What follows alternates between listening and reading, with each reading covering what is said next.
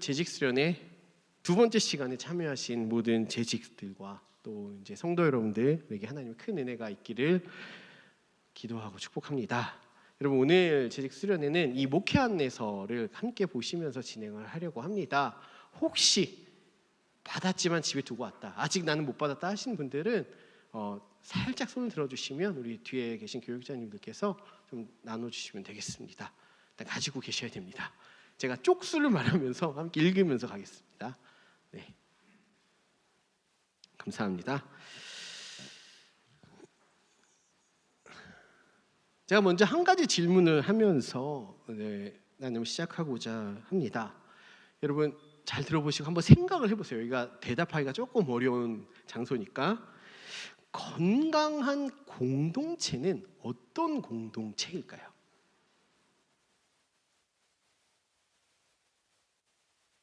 딱 떠오르는 생각 있습니까?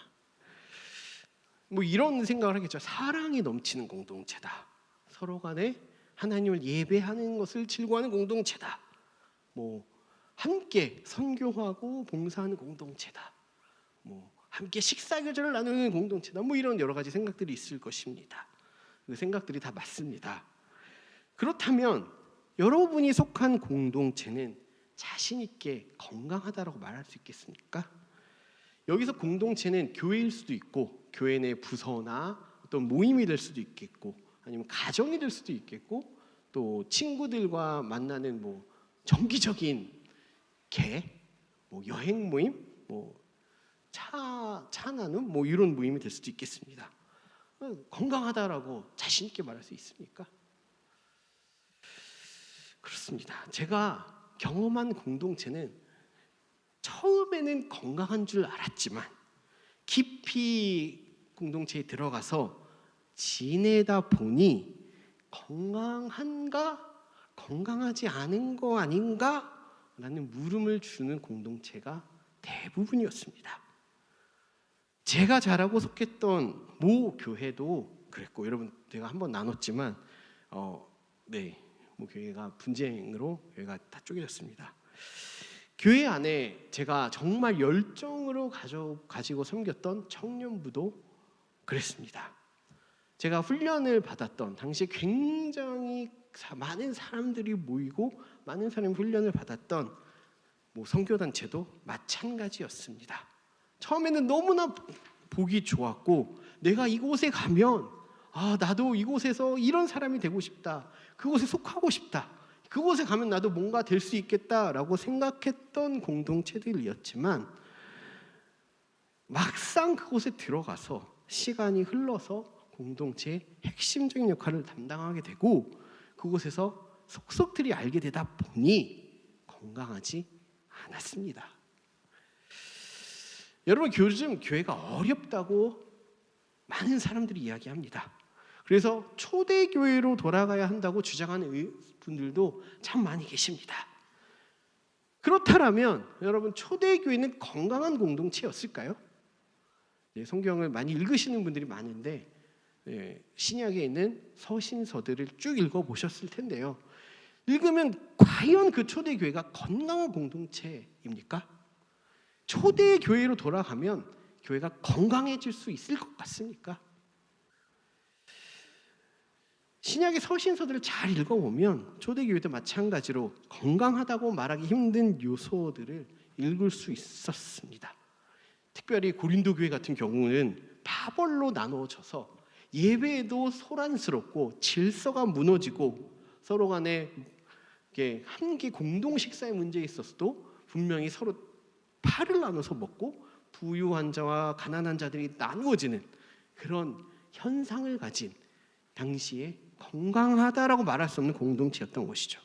그래서 초대교회도 파벌과 분쟁과 이단의 문제와 우상의 문제, 도덕적 문제, 또 음란의 문제, 탐욕의 문제, 탐심의 문제, 공동체를 깨트리는 사람들의 문제, 거짓 교사의 문제, 이런 수많은 문제들이 서신서들을 읽다 보면 우리가 읽혀진 것들을 볼 수가 있습니다.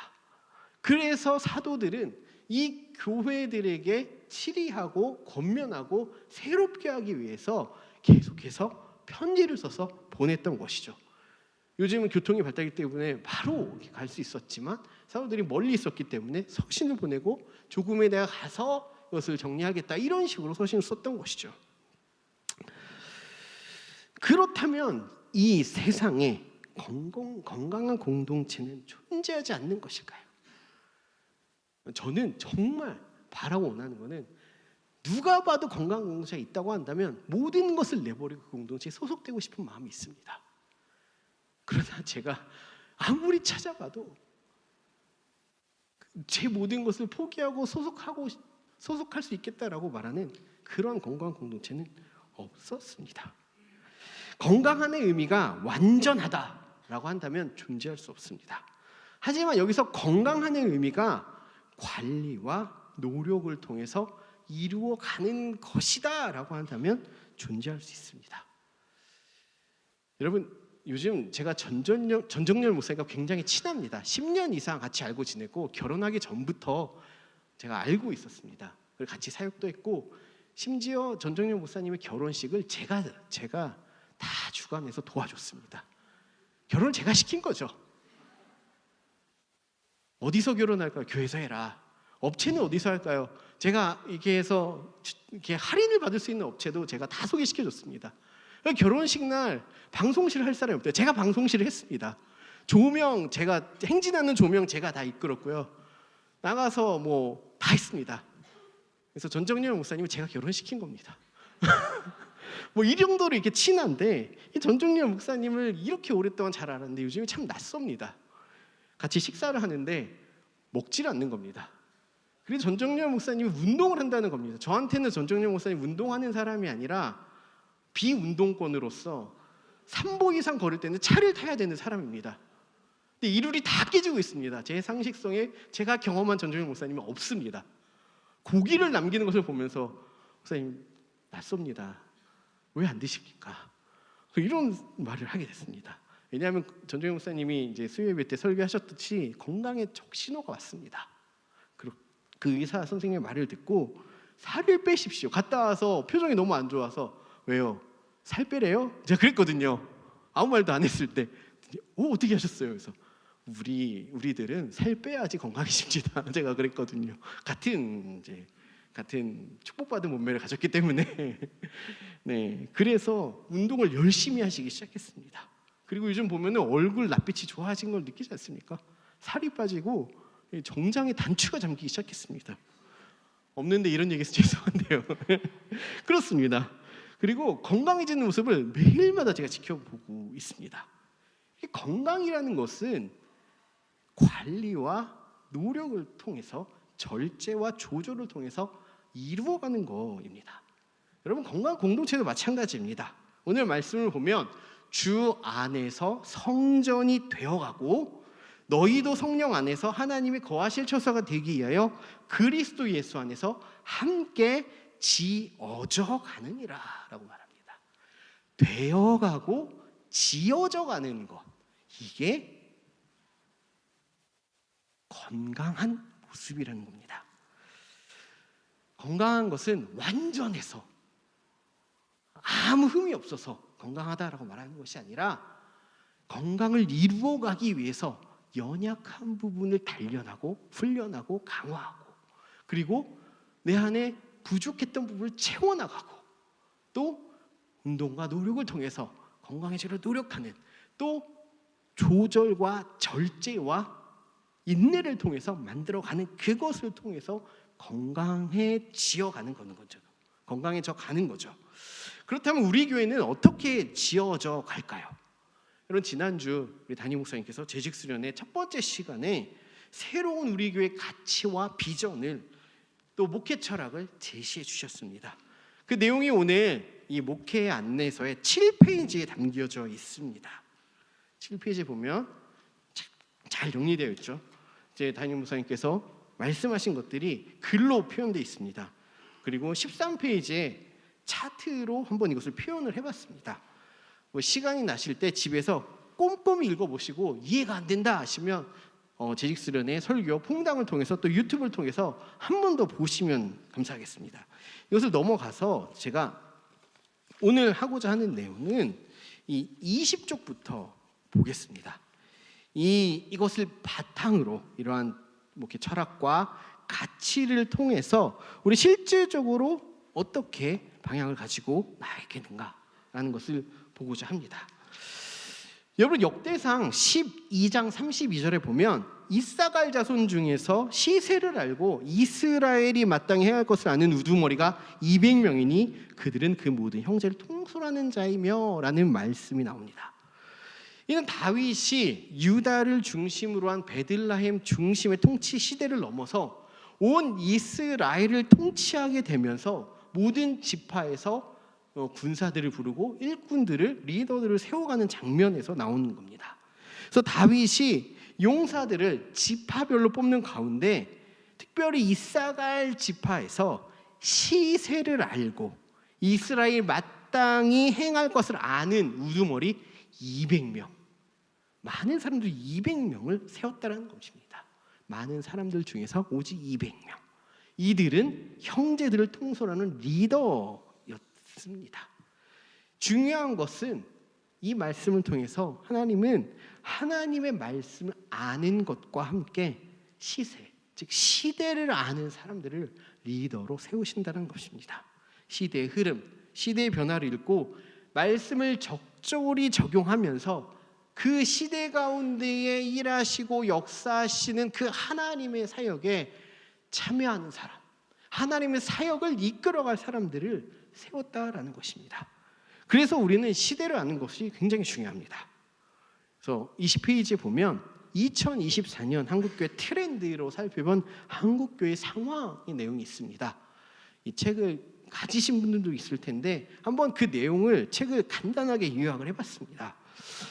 보면 산업혁명 이후로 이 세상은 팽창사회로 걸어갔습니다. 그러나 지금은 인구 감소, 생산성의 증대로 인한 공급 과잉, 역사상 최고 수준의 부채와 양극화가 발생하고 있습니다. 그래서 파이가 고정되고 수축되기 시작했습니다. 그래서 많은 사람들이 이 시대를 가리켜서 팽창하는 사회로부터 수축 사회로 접어들었다고 합니다. 근데 교회도 예외가 아닙니다. 한국 교회도 팽창의 시대를 기억하지 못할 정도로 교회 수축의 시대가 접어들었다고 합니다. 그래서 이런 차트들이 쭉 나오고 있습니다. 그리고 넘어가서 21페이지에 중간에 두 번째 단락을 보면 이렇게 요약하고 있습니다. 한국 교회의 상황은 과거를 정리하기도 버거운데 미래의 새로운 변화에 대비해야 하는 상황에 직면해 있다라고 말하고 있습니다. 변화는 이전으로 상황을 되돌릴 수는 있지만 전환, 트랜스미션은 판이 완전히 바뀌는 것을 말한다. 한국교회가 직면한 현실은 판이 바뀌었다는 것을 말하고 있습니다. 그래서 새로운 패러다임의 전환이 필요한 지점에 이르렀다라고 이 2024 한국교회 트렌드를 낸 목회 데이터 연구소, 우리 교회도 작년에 오셨을 소장님께서, 이 지용무 소장님께서 여러 학자들과 목회자들과 설문을 통해서 결론을 이렇게 내고 있습니다. 그래서 10가지 이러한 직면한 현실을 제시를 했는데 첫 번째는 교회 리빌딩을 이야기하고 있습니다. 코로나 이후로 교인 수 감소로 인해서 교회 리빌딩이 필요한 시점에 이르렀다라고 말하고 있죠. 두 번째는 외로운 크리스천입니다. 여러분, 2023년 우리나라 조사 결과 1인 가구의 숫자가 서울로 보면 38.2%에 이르렀다고 합니다. 좀 반올림하고 좀 말하면 서울의 가구, 4인 가정, 2인 가정, 3인 가정, 1인 가정 이렇게 했을 때 1인 가구가 서울의 40%가 1인 가구라는 겁니다. 이것은 교회의 사역이 가정 단위의 사역에서 1인 가정을 돌봐야 되는 사역으로 패러다임을 바꿔야 된다. 아니면 이런 접근이 필요하다는 시점에 이르렀습니다. 제가 얼마 전에 대학원 박사과정 졸업고사를 봤는데 졸업고사에 가정 중심으로 한 가정 단위의 교육 목회를 설계해서 약수를 하라고 했는데 거기에 어떤 질문이 있었냐면 1인 가구가 늘어나는 이 시대 속에서 1인 가구를 어떻게 대처해야 되는지 학문적으로, 기독교 교육적으로, 신학적으로 그리고 사회적인 관점에서 그리고 현장에 맞게 서술하시오라고 써 있었습니다. 잘 썼습니다. 아는 거 모르는 거 다 합쳐서 다 썼습니다. 어쨌든 다 썼는데요. 저는 이 문제가 굉장히 충격적이었습니다. 왜냐하면 보통 가정이라고 한다면 자녀가 있고 부모가 있고 할아버지 할머니가 있고 그리고 아니면 4인 가족 중심의 부모 학교와 어린이 학교 이렇게 생각을 했는데 이제는 1인 가구 혼자 살고 있는 사람들이 서울의 40%가 되니 그 사람들을 교회에서 어떻게 양육하고 어떻게 하나님 나라의 꿈을 꾸게 하고 어떻게 이들이 신앙을 갖게 할 것인지 목회적인 관점에서 적어보라라는 것은 현실에 직면한 것에서 이 문제를 교회가 풀어내야 되고 담아내야 되는 것들을 제시하고 있는 겁니다. 오늘 그런 관점에서 이런 크리스천이 이렇게 있습니다. 또 OTT 크리스천이라고 한다면 OTT 시대입니다. OTT인지 아시죠? 다 넷플릭스 이게 OTT입니다. 네. 우리가 퐁당이라고 제가 최근에 주보에 계속 나가는데 퐁당은 기독교 OTT 서비스입니다. 여러분 잘 아는 CGN TV에서 만들어낸 이 OTT 서비스인데 그곳에 가면 기독교 영화들, 기독교 콘텐츠가 3-4만여 개가 있습니다. 무료입니다.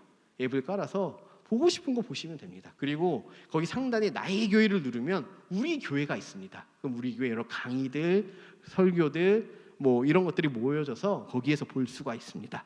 이 OTT입니다.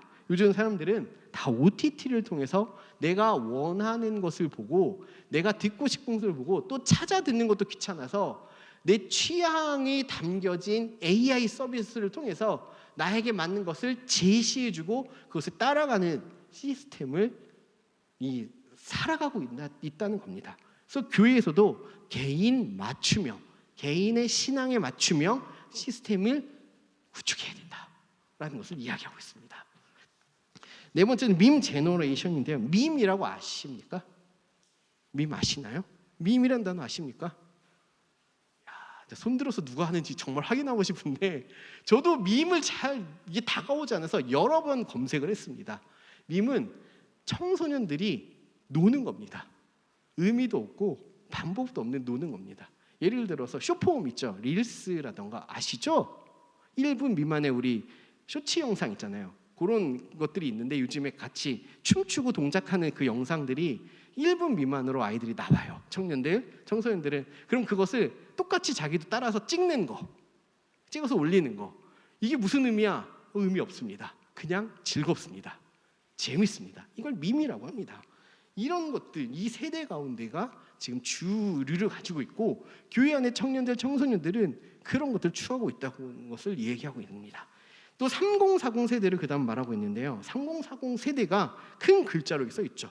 우리들을 위해 모임을 만들어달라 라고 외치고 있다는 겁니다. 그래서 설문조사 결과 이렇게 나왔다는 것이고 넘어가서 보면 모임을 만들려고 하니까 아이들이 있습니다.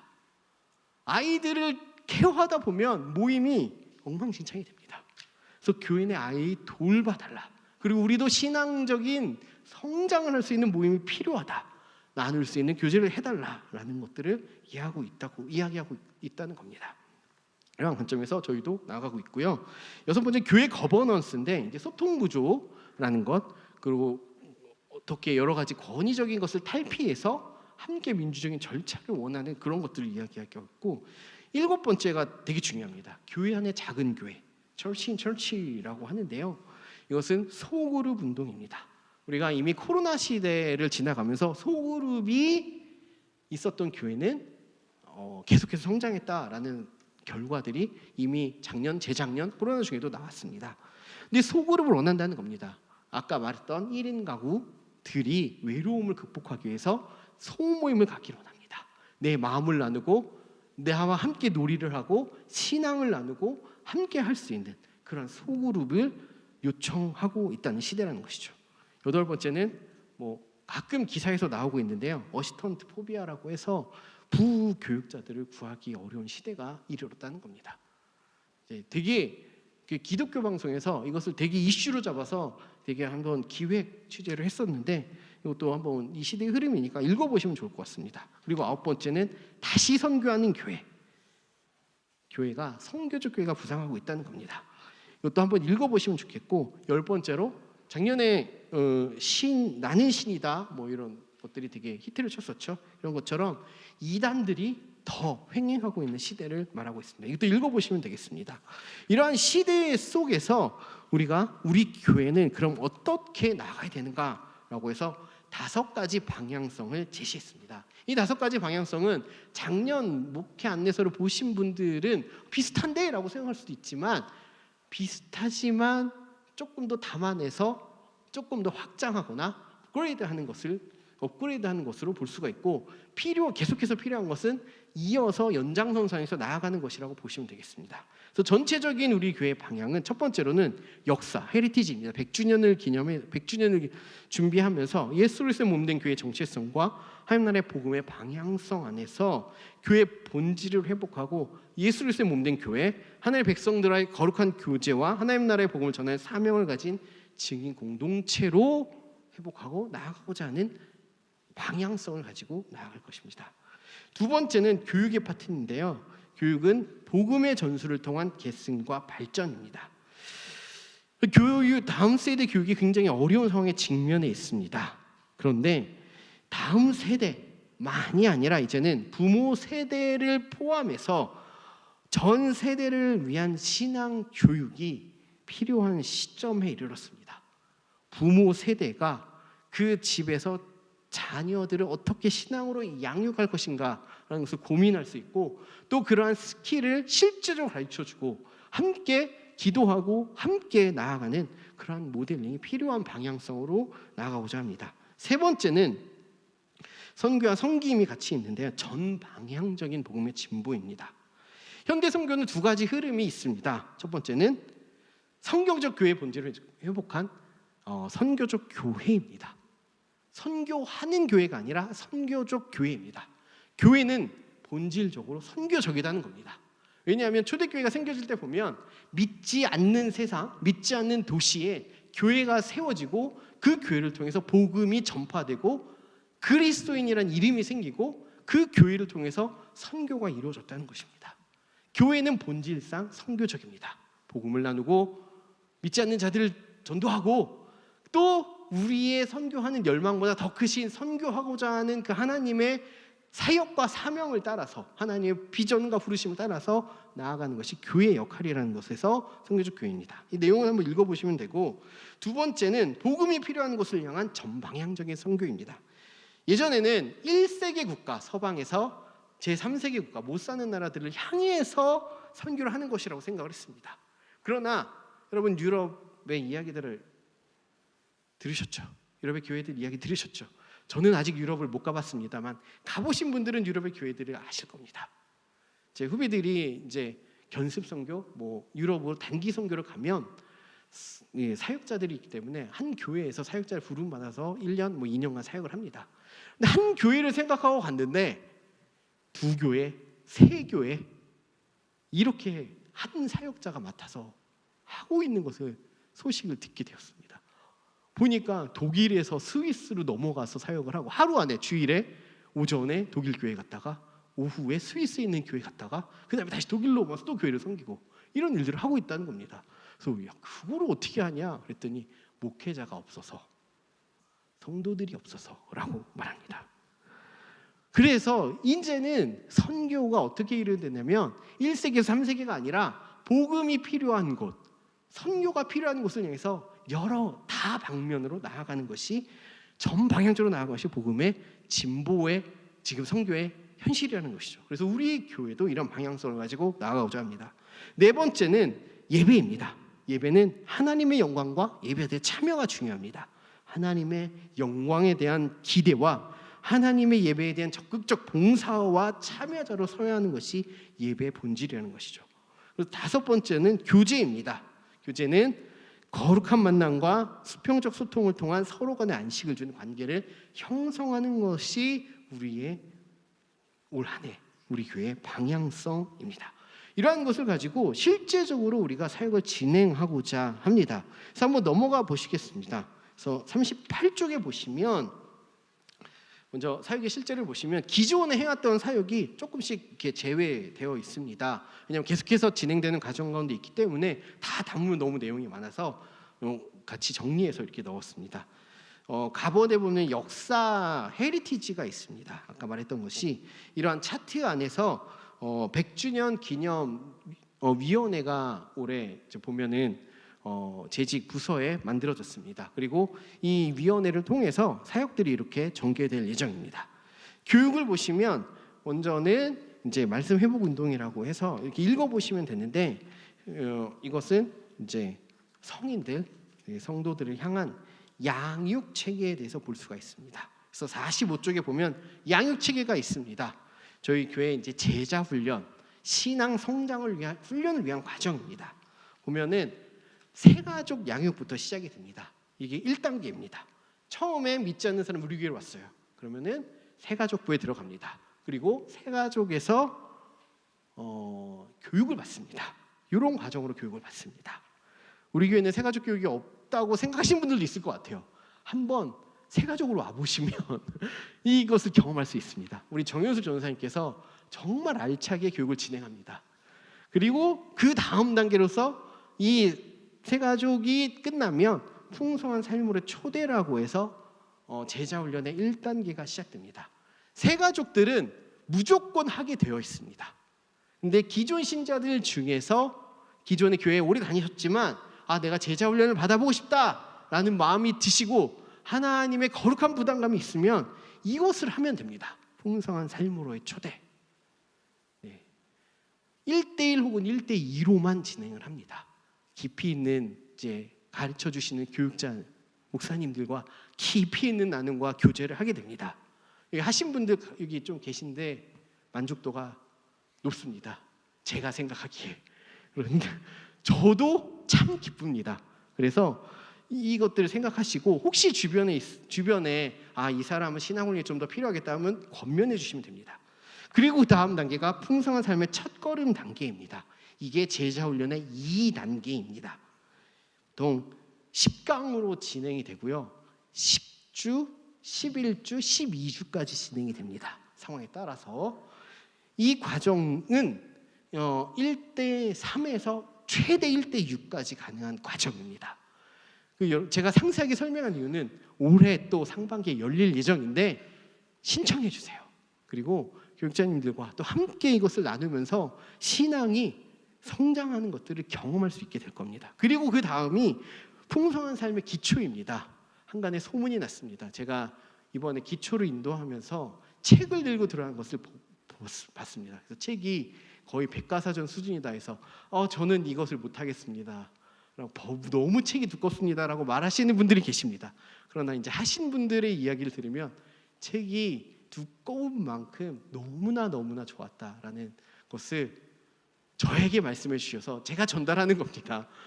저한테는 그렇게 말씀할 수 있겠다라고 생각도 하겠지만 이 과정이 12번의 만남 그리고 13주에서 14주 과정으로 진행이 됩니다.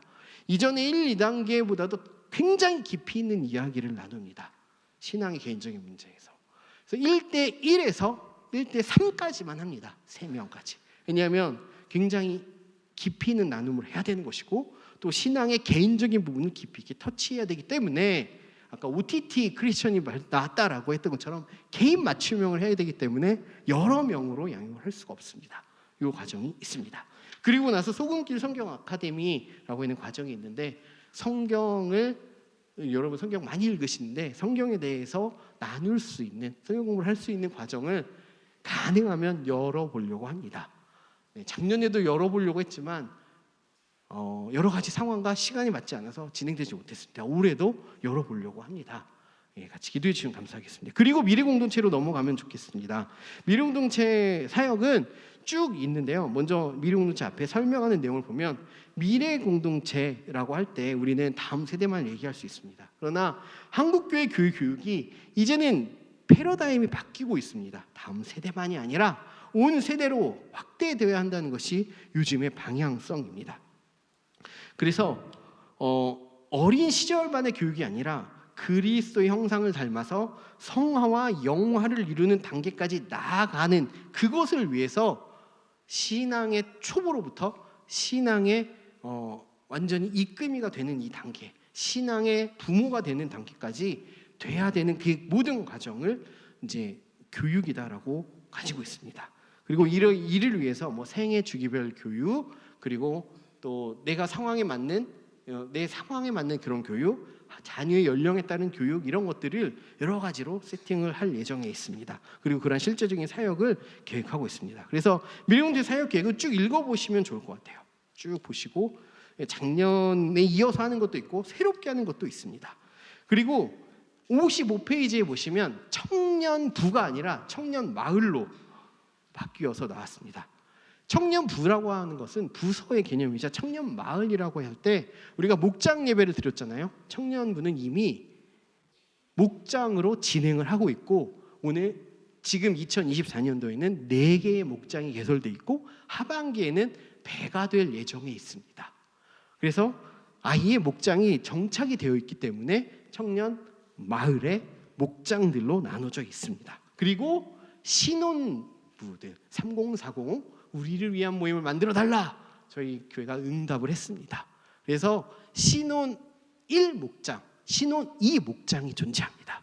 신혼 1목장이 결혼하고 나서 아이를 미취학 자녀를 가진, 어린 자녀를 가진 이들, 신혼 2목장이 결혼을 했지만 애가 없는 부부들, 이렇게 나눠져 있습니다. 그래서 이 모임을 2024년 첫 모임은 2월 24일에 근교에 있는 키즈 카페를 빌려서 아이들이 놀아야 되기 때문에 신혼 목장 모임을 가지려고 합니다. 소속된 사람들에게 전전현 목사님이 다 연락을 했습니다. 가정별로. 그랬더니 모든 가정이 출석하겠다라고 해서 큰일 났습니다. 50명 정도 모일 것 같은데, 그래서 다 모임을 시간 내서 오겠다라고 하는 것이 있습니다. 그래서 목장이 저희도 운영이 되고 있고요. 이렇게 바뀌었다고 볼 수가 있습니다. 선교를 보겠습니다. 선교의 내용은 아까 말한 것처럼 전방향적인 복음의 진보인데, 이전에 해왔던 사역이 계속해서 진행되는 것을 볼 수가 있는데 추가된 것이 있습니다. 하나는 몽골입니다. 저희 지금 교회 들어와서 로비로부터 2층을 올라가는 화장실 가는 그 사이 계단에 보면 마포교회 선교에 대해서 현수막으로 크게 걸어놨습니다. 거기에 작년과 올해 차이가 좀 있는데 색깔을 조금 바꿨고요. 따뜻하게. 또 하나는 2대 선교제에서 3대 선교제로 바꿨습니다. 2대 선교제라고 하면 어디일까요? 태국과 부룬디죠.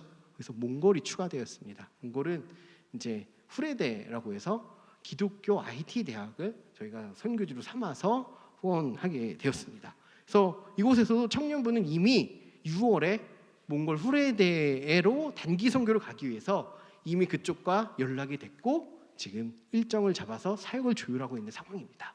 그래서 빠르게 진행되고 있습니다. 이게 달라진 것이고 나머지는 읽어주시면 되겠습니다. 쭉 넘어가서 예배에 대해서 한번 보겠습니다. 59쪽입니다. 여러분, 예배는 되게 중요합니다.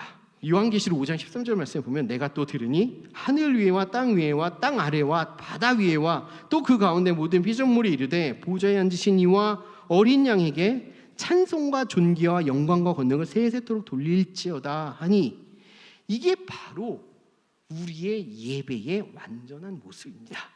예배로 모인다는 것은 땅 위에 땅 아래 바다 위에 모든 피조물들이 하나 보좌에 계신 하나님께 모든 영광과 찬송과 존귀와 권능을 드려서 하나님을 예배하는 것이 예배의 완성입니다.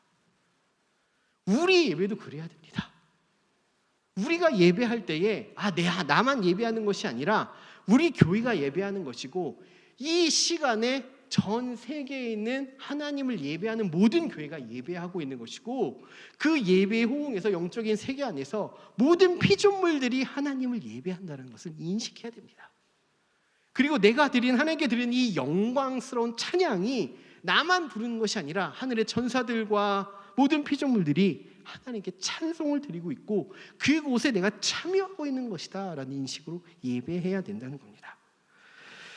그래서 이러한 것에 대해서 이 한 기도문에서 이렇게 고백하고 있습니다. 우리는 선지자들과 사도들과 순교자들과 함께 그리고 모든 시간과 장소에서 주님의 이름의 영광을 영원히 찬양하는 모든 성도들과 함께 주님을 찬양합니다.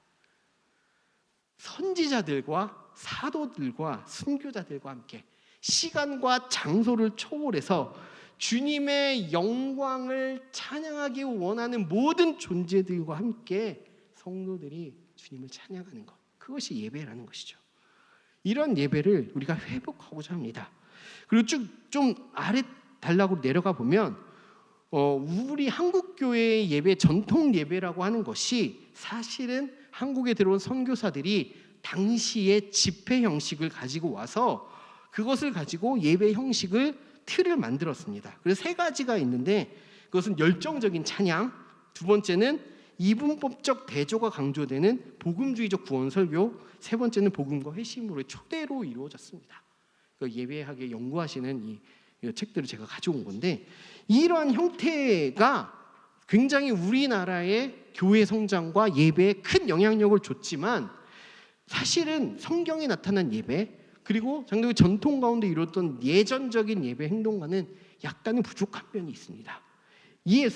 그래서 현대 교회에서는 이 교회 개혁과 예배 갱신을 위해서 그런 것들을 새롭게 도입하고 복원하고 새롭게 함으로 예전 그리고 하나님께 나아가는 영광스러운 예배 회복을 다양화하고 있습니다. 이에 따라서 우리 교회 예배 방향성도 그리스도의 여정에 따른 교회력에 맞춘 예배, 교회력입니다. 그리고 교회적 상황과 세대별 회중 분석에 맞춘 예배 스타일을 정립해 나가는 가운데 있을 것입니다. 그래서 이를 통해서 모든 세대가 모든 사람들이 하나님의 영광에 참여하는 예배자로 세워지는 것을 목표로 나아가고 있습니다. 교회력은 앞에 전반부에 보시면 있습니다. 총회 주일과 교회력은 다릅니다. 교회력은 담임 목사께서 설명 한번 하셨지만 그리스도 중심의 교회력입니다. 교회는 그것 따라 움직이는 겁니다. 그래서 쭉 사역을 쭉 보시면 됩니다. 쭉 읽어보시고 그래서 이러한 실제적으로 어떻게 사역이 되는지 보시면 됩니다. 그리고 64쪽을 한번 보겠습니다. 마지막입니다. 나머지 읽어보시면 되는데 저희가 미디어 사역이 작년부터 강화되었습니다. 여러분들이 미디어 사역이 어떻게 여러분들이 체감하실 텐데 목장 예배 영상, 쇼츠 영상을 날마다 보셨을 겁니다. 제가 한번 이렇게 어떠셨나요? 들어보면은 담임 목사님께 너무 죄송합니다 라고 얘기를 하시는 분들이 있더라고요. 그래서 왜 죄송하냐?